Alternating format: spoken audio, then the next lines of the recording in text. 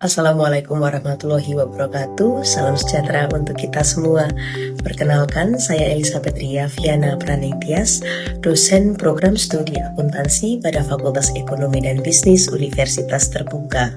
Saya mengampu beberapa mata kuliah, yaitu Laboratorium Pengantar Akuntansi, Akuntansi Keuangan Lanjutan 2, Perpajakan, dan Analisis Informasi Keuangan.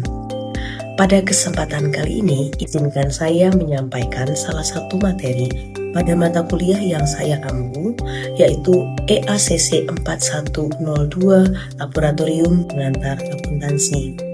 Penyampaian ini mencakup delivery, interaction, dan assessment atau DIA. Mata kuliah Laboratorium Pengantar Akuntansi merupakan salah satu mata kuliah inti dalam mempelajari ilmu akuntansi. Mata kuliah ini bertujuan agar mahasiswa terampil menerapkan prosedur pencatatan transaksi untuk menyusun laporan keuangan komprehensif, baik secara manual maupun menggunakan spreadsheet. Materi pembelajaran berfokus pada praktik pencatatan transaksi ke dalam jurnal, posting ke buku besar, penyusunan neraca saldo, jurnal penyesuaian, hingga penyelesaian kertas kerja dan laporan keuangan untuk perusahaan jasa dan dagang. Mata kuliah ini memiliki bobot sebesar 2 SKS atau setara dengan 6 modul materi pokok Universitas Terbuka. Mata kuliah ini merupakan salah satu mata kuliah yang digunakan untuk mencapai CPL program studi akuntansi, yaitu CPL 04, mampu menyusun, menginterpretasi, dan menganalisis laporan keuangan dan non-keuangan, termasuk laporan perpajakan, manajemen keuangan, dan akuntansi manajemen sesuai dengan ketentuan yang berlaku untuk mendukung proses pengambilan keputusan. Sementara itu, capaian pembelajaran mata kuliah ini adalah mahasiswa mampu menerapkan pencatatan transaksi untuk menyusun laporan keuangan komprehensif, baik secara manual maupun pada spreadsheet.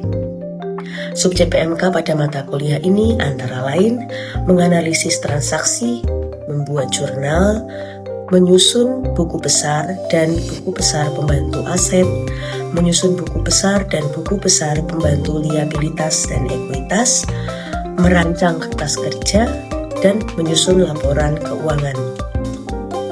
Interaksi dengan mahasiswa dilakukan secara sinkronus melalui tutorial webinar atau tutorial tatap muka yang diselenggarakan sebanyak 8 kali dalam satu semester. Pembelajaran juga diselenggarakan secara asinkronus melalui Learning Management Systems yang dimiliki oleh Universitas Terbuka.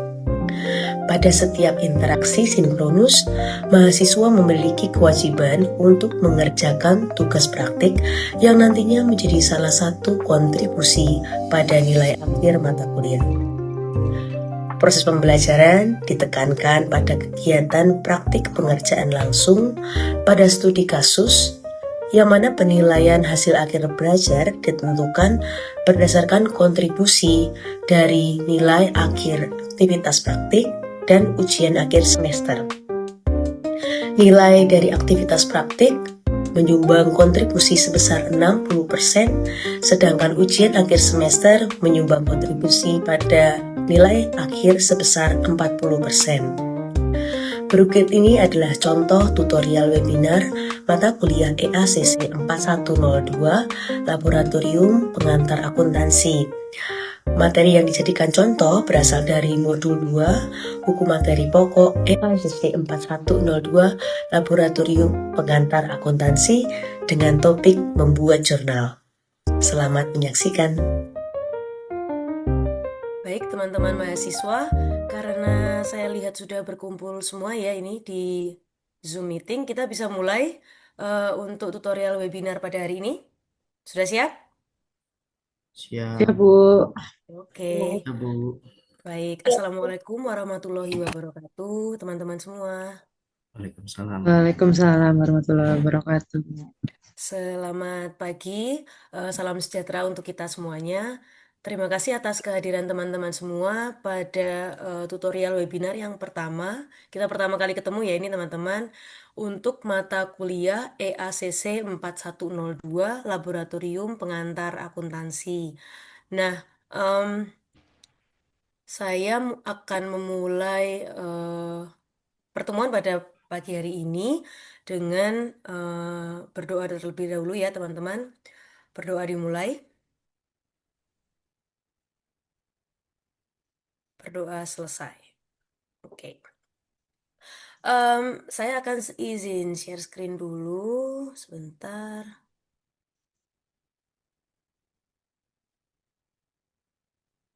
Oke. Apakah screen saya sudah terlihat, teman-teman? Terlihat, Bu. Lihat Terlihat, Ibu. Bu. Jadi seperti yang saya sampaikan tadi, kita ada di pertemuan pertama ya, di mata kuliah EACC 4102 Laboratorium Pengantar Akuntansi. Nah, em, jadi mata kuliah ini adalah mata kuliah praktik, teman-teman. Bobotnya sebanyak 2 SKS. Nanti kita akan banyak belajar mengenai terutama adalah menganalisis transaksi dan membuat jurnal umum ya. Jadi ini adalah dasar yang mungkin teman-teman juga sedang pelajari di mata kuliah EACC 4101 pengantar akuntansi. Nah, ini adalah prakteknya seperti itu, teman-teman. Nah, em, kita akan banyak di bentar. Nah, kita akan banyak di problem based learning ya teman-teman. Jadi nanti teman-teman semua akan banyak mengerjakan yang sifatnya praktik gitu ya dan tugas-tugas yang berupa transaksi supaya teman-teman lama-lama pasti atau familiar gitu ya dengan transaksi bisnis dan tahu bagaimana cara mencatat jurnal umumnya. Sebelum kita ke contoh transaksi, teman-teman, saya yakin teman-teman pasti sudah membaca ya buku materi pokok EACC 4102. Di sana teman-teman sudah membaca mengenai saldo normal tentu saja ya. Apakah ada yang tahu saldo normal itu apa maksudnya? Atau perlu saya jelaskan sedikit ya? Boleh Bu dijelaskan sedikit? Oke. Jadi saldo normal itu sebenarnya adalah saldo yang bisa kita katakan default atau ya defaultnya dari setiap akun ini. Jadi ini kan ada beberapa jenis akun teman-teman. Sebenarnya ini ada banyak, tapi saya ambil yang dasar dulu. Jadi ada 6 jenis. Nah, em, saldo normal yang dimaksud adalah saldo yang kalau yang kita catat di kolom debit atau kredit ketika ada penambahan. Jadi misalnya ada penambahan di akun aset atau di akun biaya, di akun prive atau dividen, itu kalau angkanya bertambah dia akan menjadi debit. Gitu ya. Kita akan mengisi di kolom debit. Sedangkan untuk akun kewajiban atau hutang, lalu akun modal, akun pendapatan, itu kalau dia bertambah, maka dia mengisinya di kredit. Seperti itu, teman-teman. Jadi, logikanya bukan kalau semua bertambah itu selalu di debit gitu ya, tapi kita lihat nature atau sifat alami dari akun pencatatan akun itu. Itu. Kalau teman-teman tanya, Bu, gimana cara ngafalinnya ya kan sulit juga kalau terbanyak akunnya gitu ya. Memang untuk awal-awal teman-teman perlu menghafalkan, tapi kalau saya yakin kalau teman-teman sering berlatih gitu ya, sering mengerjakan soal, teman-teman akan lama-lama paham atau tahu, oh ini perlu saya catat kalau ada penambahan, saya catat di debit, kalau ini ada penambahan saya catat di kredit, seperti itu. Hal ini diperlukan karena ada persamaan akuntansi ya teman-teman, di mana debit dan kredit itu harus seimbang gitu. Jadi di setiap transaksi itu nanti teman-teman kita akan bahas juga itu pasti saldonya itu harus seimbang atau balance antara yang debit dan yang kredit gitu. Kita masuk ke contoh transaksi ya. Di sini ada di tanggal 1 Februari 2026. Pemilik menyetorkan tambahan modal ke rekening kas bank senilai 50 juta. Nah, teman-teman, kalau transaksinya seperti ini, kita perlu breakdown ya. Seperti saya katakan, pokoknya setiap transaksi itu harus dipetakan dulu mana yang masuk di debit, akun mana yang masuk di debit dan mana yang di kredit. Untuk transaksi ini jelas karena ada menyetorkan tambahan ya. Berarti ada kas bank yang bertambah sebesar 50 juta rupiah. Sedangkan kreditnya apa berarti? Ada yang tahu mungkin kreditnya atau masih bingung? Masih bingung, Bu. Oke, nah kreditnya itu ada di modal teman-teman ya. Jadi nanti kita akan mencatat seperti ini. Nama akunnya itu adalah kas di bank sebesar 50 juta di debit dan modal usaha sebesar 50 juta di kredit. Nah, meskipun tadi saya katakan modal usaha itu bertambah, tapi harus harus dipisahkan gitu ya bahwa karena ini saldo normal modal usaha itu kredit. Jadi kalau ada penambahan dia akan saldonya di kredit seperti itu. Kita next dulu. Yang ini adalah diterima kas bank sebesar 1.500.000 rupiah dari pelanggan sebagai uang muka untuk jasa servis barang elektronik. eh Lagi kita pecahkan lagi ya transaksinya. Kira-kira apa yang masuk di debit dan apa yang masuk di kredit. Kalau kita lihat di sini diterima kas bank, artinya berarti pasti kas banknya bertambah gitu ya teman-teman. Kas di bank akan bertambah sebesar 1.500.000. Nah, tinggal ini nih, uang muka untuk jasa servis barang elektronik. Nah, ini adalah kalau teman-teman sering dengar namanya down payment ya. Jadi pelanggan itu bayar dulu, padahal sebenarnya perusahaan tuh belum kasih jasanya atau belum kasih barangnya seperti itu. Nah, kalau transaksinya ini, maka nanti teman-teman harus mencatatkan di bagian kolom kreditnya itu adalah pendapatan diterima di muka sebesar 1.500.000. Kenapa pendapatan? Kok kenapa nggak pendapatan, Bu? Kan itu sudah diterima gitu ya. Nah, kenapa? Karena em, perusahaan itu belum memberikan jasanya gitu ya, belum memberikan produknya kepada pelanggan. Mereka pelanggan itu baru mengirimkan down payment atau uang muka. Jadi kalau kondisinya seperti ini, maka perusahaan tidak boleh mencatat pendapatan, tapi harus mencatatnya pada pendapatan diterima di muka. Gitu ya. Ada yang masih belum paham di sini atau cukup? Nanti bisa ditanyakan lagi ya kalau di akhir kalau ada yang belum jelas. Kita next dulu. Selanjutnya, dibayar tagihan listrik, air, dan telepon sebesar 5 juta rupiah dengan kas bank. Nah, untuk kasus seperti ini, kita bisa katakan bahwa sebenarnya listrik, air, dan telepon itu sudah digunakan ya teman-teman.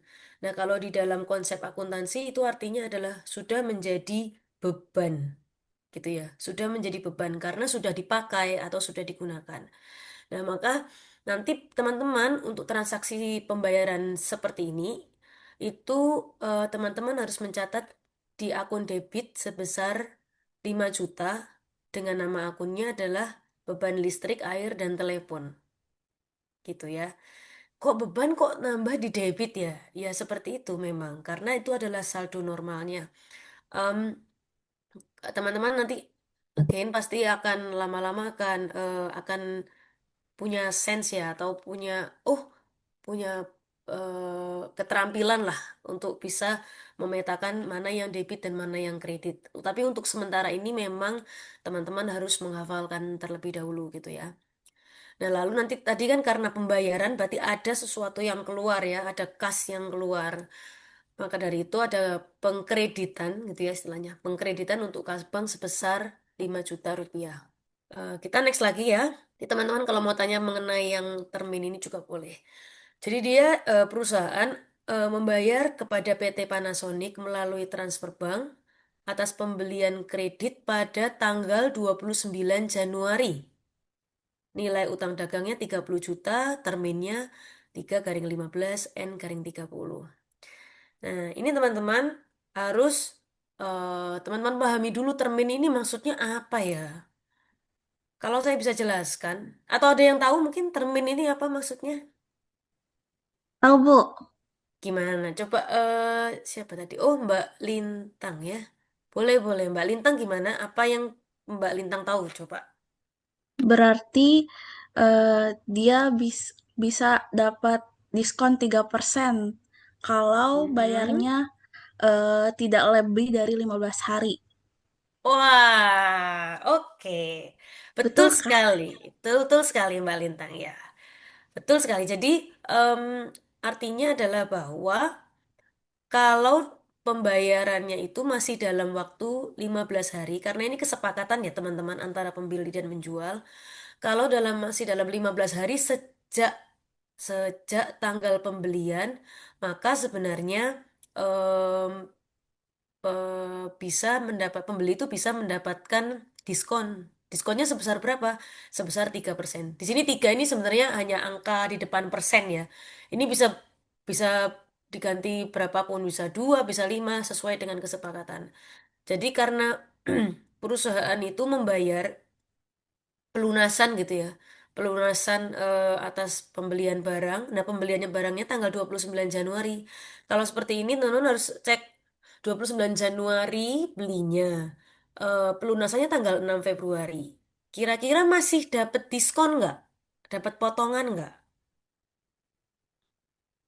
Ada yang mau coba jawab? Enggak, Bu. Oh, nggak dapat ya? Enggak Oke, dapat. boleh. Kita simpan dulu Altaf. Mas Altaf, ya. Ada lagi yang lain? Dapat apa enggak ya Dapat, potongannya? Bu. Oh, dapat ya. Betul sekali Mbak Lintang. Jadi dapat ya. Karena em, kita bisa hitung ya. Misalnya ini kan tanggal 6 Februari pelunasannya. Kalau dari tanggal 29 Januari itu terhitung masih 7 8 ya. Masih kurang lebih 8 hari atau 9 hari. Jadi masih masuk di dalam termin ini gitu ya. Jadi em, teman-teman bisa perlu hati-hati gitu ya, jadi harus hitung dulu apakah waktu tanggal pelunasannya itu masih di dalam kesepakatan di termin gitu ya. Karena kalau sudah misalnya pembayaran atau pelunasannya di tanggal 20 Februari gitu ya, itu pasti kan sudah jelas lebih dari 15 hari. Maka nanti pasti tidak ada potongan. Nah, untuk pencatatan potongan pembeliannya adalah seperti ini, teman-teman. Hutang dagang itu tetap harus dicatat sebesar nilainya ya, sebesar nilai harga belinya. Kalau ini kan 30 juta. Jadi karena ada pengurangan, karena ada pelunasan ya, ada pelunasan maka hutang dagangnya berkurang dan saldonya adalah di debit. Nah, teman-teman yang mungkin baru adalah akun potongan pembelian. Nah, akun ini adalah akun yang em, dia muncul kalau memang ada potongan gitu ya. Jadi seperti yang dikatakan salah satu teman-teman kita ini bahwa ada dapat potongan pembelian Bu. Iya, besarnya berapa? Besarnya adalah 3% dikalikan 30 juta atau dikalikan dengan nilai hutangnya berapa? Dapatnya 900.000. Dan lalu karena perusahaan membayar, artinya kan ada yang keluar ya, ada kas yang keluar. Nah, besarnya adalah 29.100.000. Perusahaan nggak tidak membayar 30 juta, teman-teman. Meskipun hutang dagangnya dicatat yang berkurang 30 juta. Gitu ya. Jadi untuk seperti ini ada pemisahan, teman-teman. Ternyata 900 ribunya tuh potongan loh. Kita dapat potongan. Jadi perusahaan itu hanya mencatat sisanya saja gitu ya. Sisanya yaitu sebesar 29.100.000 rupiah. Sampai sini dia jelas. Ada yang belum paham? Jelas, Bu. Paham, Bu. Oke, jelas ya. Bu. Kita next lagi. Oke. Dijual barang dagang 8 unit sebesar 8 juta masing-masing secara tunai kepada toko putra. PPN-nya 11% dan harga pokok penjualannya masing-masing adalah 5.200.000 rupiah per unit ya. Lalu ada informasi mengenai biaya angkut penjualan sebanyak 750.000 dan akan dibayarkan setiap akhir bulan kepada forwarder. Nih teman-teman, kalau ada penjualan itu memang ada tiga hal, setidaknya tiga hal ya, ya yang harus dicatat. Yang pertama adalah harga jualnya. Harga jualnya berapa gitu ya. Em, kalau ini adalah 8 unit, harga barangnya adalah 8 juta setiap unitnya, maka sebenarnya total harganya itu adalah 64 juta. Gitu ya teman-teman. Dan itu juga di dalam pencatatan harga jual itu harus ada pencatatan PPN ya. PPN-nya berapa? Sebesar 11%. Maka nanti harusnya yang dicatat adalah 8 juta, sebesar 8 juta dikalikan 11%. Itu yang pertama. Lalu yang kedua, ada harga pokok penjualan sebesar 5.200.000. Nah, ini harus teman-teman ketahui bahwa HPP ini seperti biaya gitu ya. Jadi kalau misalnya perusahaan itu menjual dengan harga 8 juta, sebenarnya biaya dia atau harga pokok penjualannya itu adalah 5.200.000 per unit. Dan nanti teman-teman harus dikalikan dengan banyaknya jumlah unit yang terjual. Kalau ini ada 8, berarti 5.200.000 dikali 8 unit.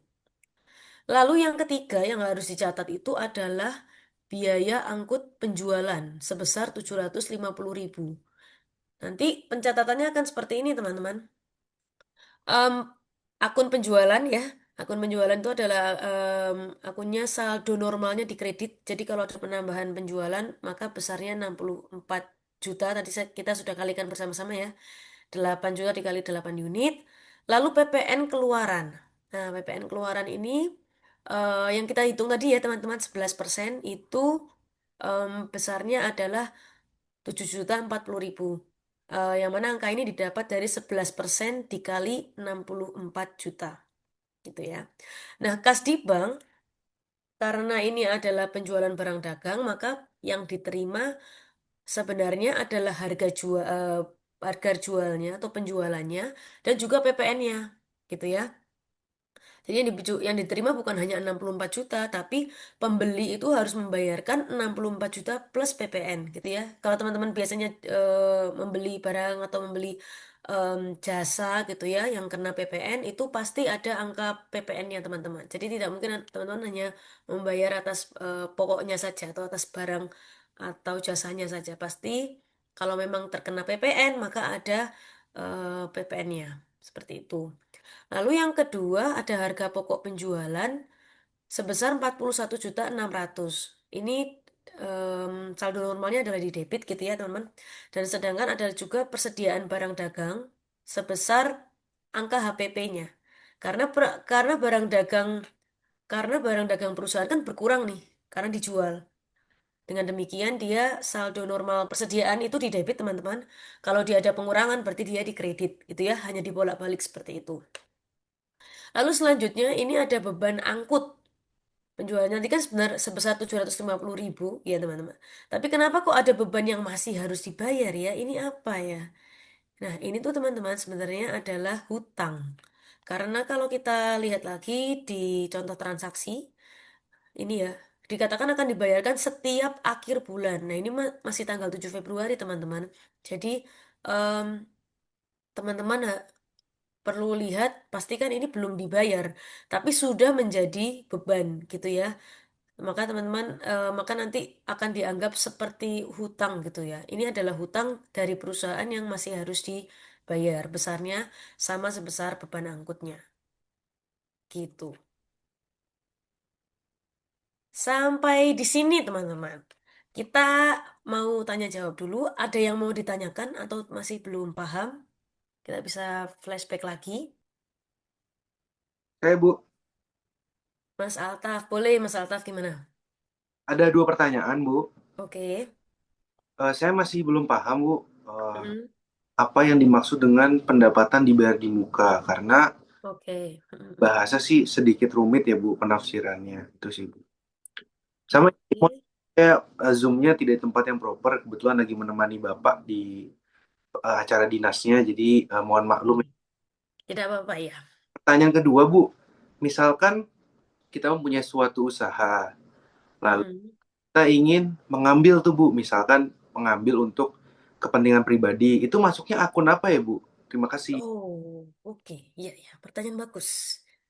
Oke, ada lagi yang mau tanya? Atau saya jawab dulu ya, nanti kalau ada tanya lagi boleh. Terus yang Mas Altaf tadi, pendapatan diterima di muka ya, sebentar. Nah, ini ya Mas Altaf. Em, jadi sebenarnya pendapatan diterima di muka itu seperti hutang sih, Mas. Itu adalah pendapatan sesuatu yang kita terima terlebih dahulu, tapi kita belum berikan eh, jasanya atau barangnya. Kita belum belum ibaratnya seperti perusahaan tuh masih hutang sama pembeli karena belum memberikan apa-apa. Sementara pembeli sudah melakukan pembayaran. Kalau misalnya teman-teman contohnya, oh saya DP, saya mau beli kendaraan, saya DP dulu. Kendaraannya belum datang kan? Kendaraannya belum teman-teman belum terima, tapi teman-teman sudah mengeluarkan uang. Nah, dari sudut pandang perusahaan, perusahaan itu seperti punya hutang gitu. Jadi pendapatan diterima di muka itu seakan-akan hutang ya. Ya memang nature-nya dia adalah hutang, tapi perusahaan belum bisa catat itu sebagai pendapatan karena perusahaan belum memberikan ya kalau tadi konteks yang beli kendaraan itu perusahaan tuh belum memberikan kendaraan kepada pembelinya gitu ya. Karena baru down payment saja belum pelunasan seperti itu. Jadi itu adalah seperti hutang Mas, nggak usah bingung. Memang secara istilah agak rumit ya. Tapi sebenarnya ini adalah sama nature-nya atau sifatnya tuh akunnya sama seperti kredit, sama seperti hutang. Jadi dia akan saldo normalnya di kredit. Lalu yang tadi disampaikan Mas Altaf itu ada ada satu akun teman-teman yang sebenarnya memang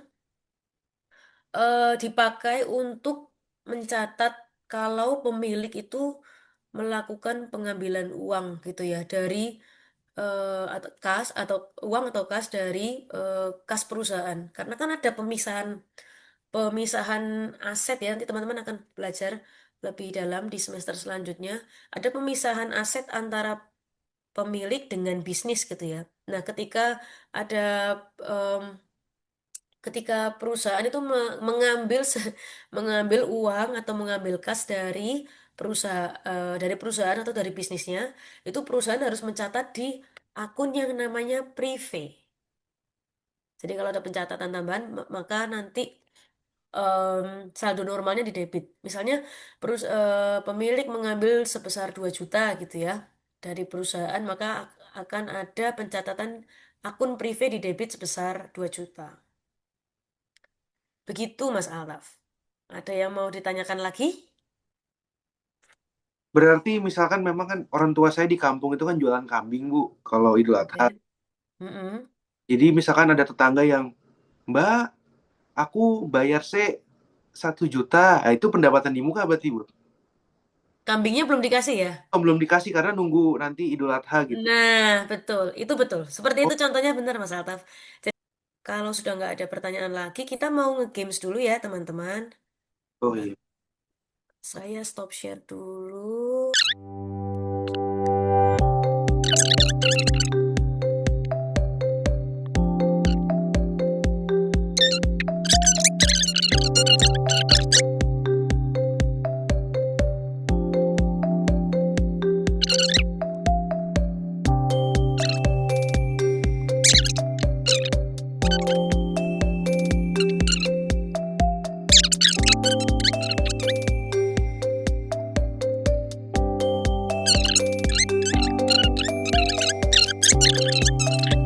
Itu hanya untuk refresh saja teman-teman. Saya cuma perlu ingatkan bahwa teman-teman ada kewajiban untuk mengerjakan tugas 2 ya, yang harus dikumpulkan minggu depan. Dan itu nanti tugasnya adalah seperti tadi teman-teman, pencatatan jurnal umum. Silakan pelajari BMP. Kalau tidak tahu bisa hubungi saya ya by email. Terima kasih atas kesempatan yang diberikan dan teman-teman sudah bersedia hadir di pertemuan pada pagi hari ini. Saya izin akhiri tutorial webinar yang pertama, mata kuliah Laboratorium Pengantar Akuntansi. Terima kasih. Wassalamualaikum warahmatullahi wabarakatuh. Selamat pagi semuanya, selamat beraktivitas. Waalaikumsalam warahmatullahi wabarakatuh.